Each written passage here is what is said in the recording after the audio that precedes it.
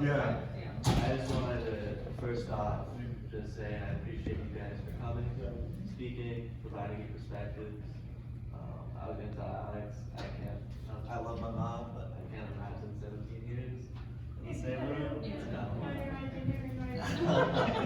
Yeah, and Derek, I wanted to thank you bringing in this perspective of progressive and international relations. I feel like that's a part of progressive convention is clearly lacking.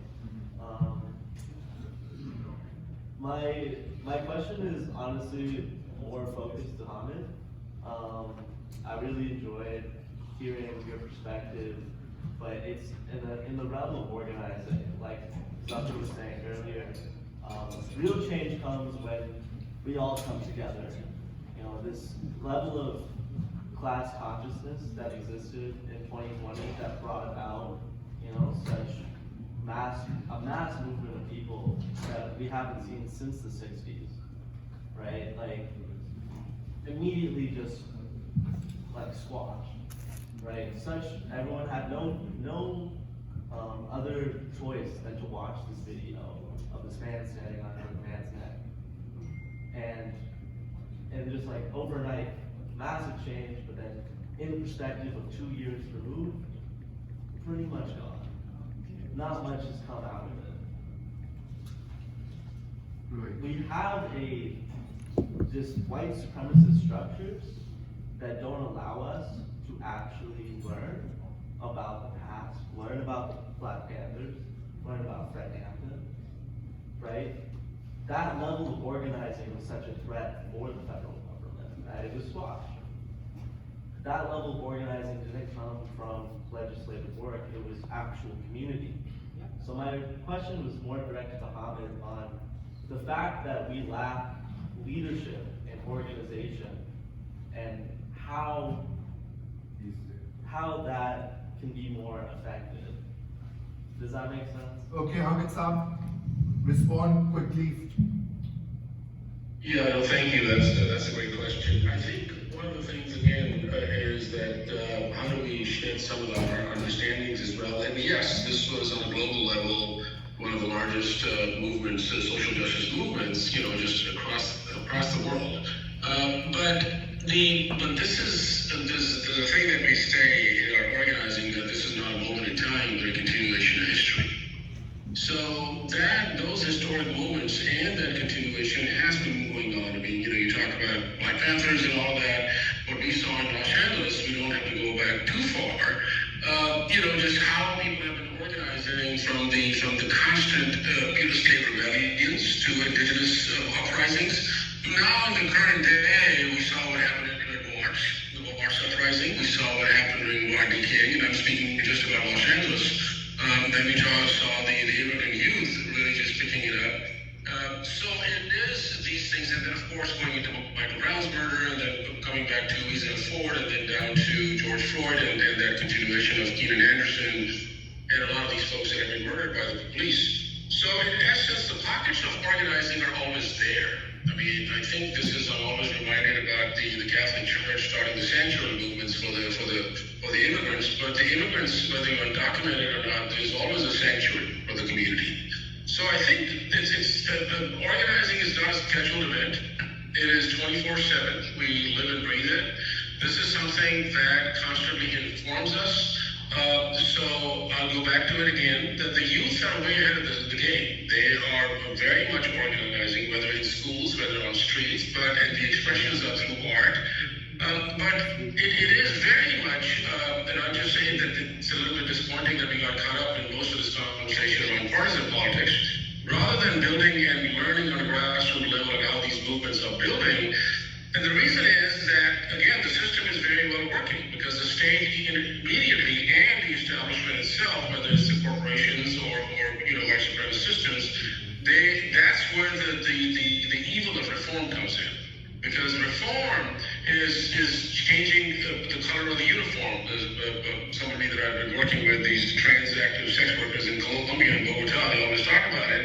These are the ways that the state immediately intervenes and throws a few crumbs here and there. You know, we talked about the civil rights movement. Well, was there economic rights? The right to vote was there. So the fight continues. I think it's not a matter of like, that it was a scheduled uprising and that it's going to come to an end. The pockets of uprising are very much there. The pockets of building power are very much there as well. I would invite you to come to Skid Row. I mean, that is where a lot of resilience and power lies, which is a mass of, unhoused, particularly black, extremely poor folks who are constantly fighting the system. And it's through that very much sharing the crumbs that they have is that organizing. So organizing is not just one size fits all.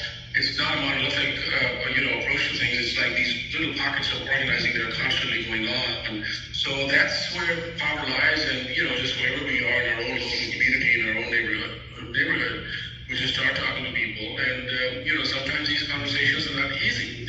But it's not a popularity contest. It's really about building power and doing that collective learning from each other. So thank you. Thank you.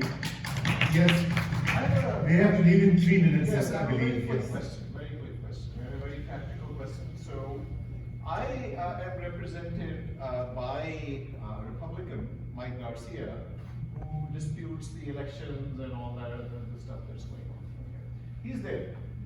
He's representing. Instead of otherizing him and saying that, okay, whenever Bernie comes, that's going to be my day, or whatever. In the meanwhile, what are your thoughts on how we should deal with the person who's representing us? Should we be in communication with them? Should we be hoping to influence their policies? Should we be giving them feedback on what they say? Yeah, I think 100%. I think that, in the interim, so whenever there's an elected official, I think phone calls, I think, people protesting at their office. If we take a look at Ron DeSantis right now in Florida, there are lots of young organizers that are occupying his office fairly frequently right now. And so I think that definitely you should be engaging your member of Congress until he is no longer your member of Congress. Because I think that, the thing, and I think that the broader conversation, and point that I would like to make and underscore like 9 times is the fact that there is an Overton window, right? Who's familiar with the term Overton window? Yeah. So Overton window is like, is the median of what is acceptable, right? And I was at the Civil Rights Museum with my father in 2020 during the George Floyd uprising. And so we were in the Civil Rights Museum in Atlanta, Georgia. And so we went in there and we were taking a look at the the Gallup polls, right? For Martin Luther King's March on Washington.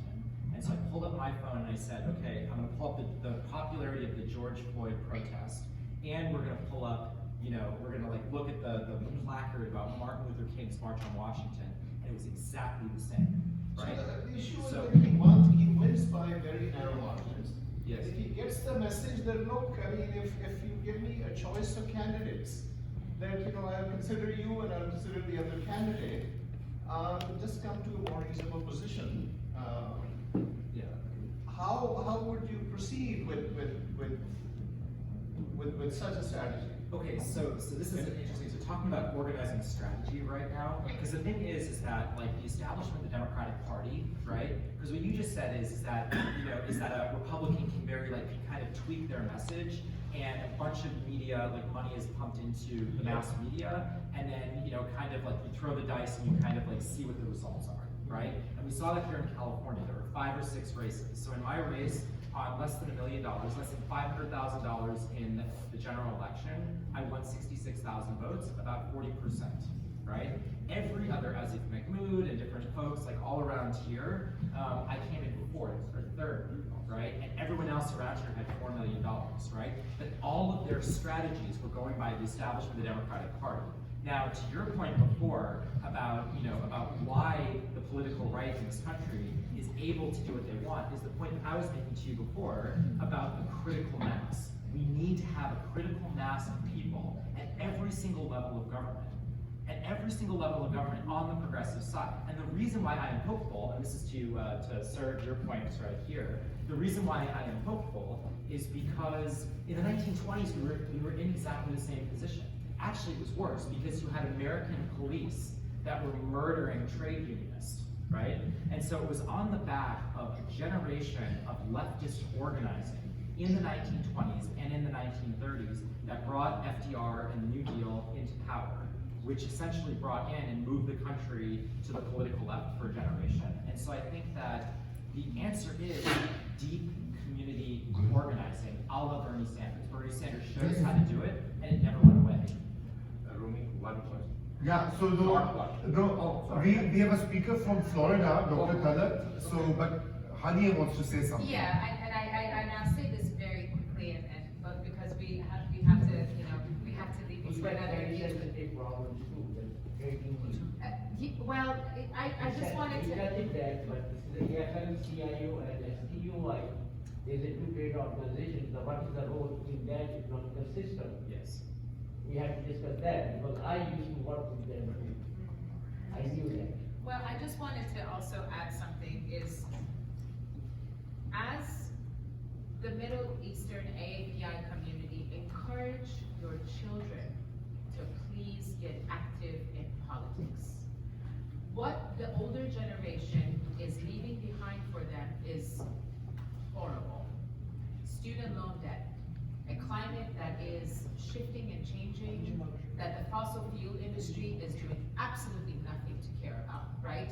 I am actually so glad that you are here because I will tell you, on my policy team, there was a 19-year-old young boy from Ohio State who used to help me draft policies on some of the most important issues, and it was coming from a Gen Z mindset, right? Because he is going to be left with what we leave behind for him, right? Instead of, and I love all of my doctors here, I love all of my engineers here, I love all of my attorneys here, but again, if we do not encourage our children to get involved and ask questions, and then provide them with the resources that they need to organize, whether it's their houses, open your houses, make your houses be that hub where friends come to and phone bank. Open your houses and make those houses be a place where the younger generation can come to and talk about policy, right? Encourage your children to get involved. We're leaving a mess for y'all, and I wanna apologize, really I do, because they have to fix it, and they're stuck with it, making $15 minimum wage, where they will have a dream about having a house that our parents, I mean, you could probably talk to that, but your reality is much different than your parents' and the reality of your children one day will be much different than yours, right? So I'd say let's get the grassroots kids, Gen Z involved as well. So Talat, can you hear us? Maybe you can speak for a minute.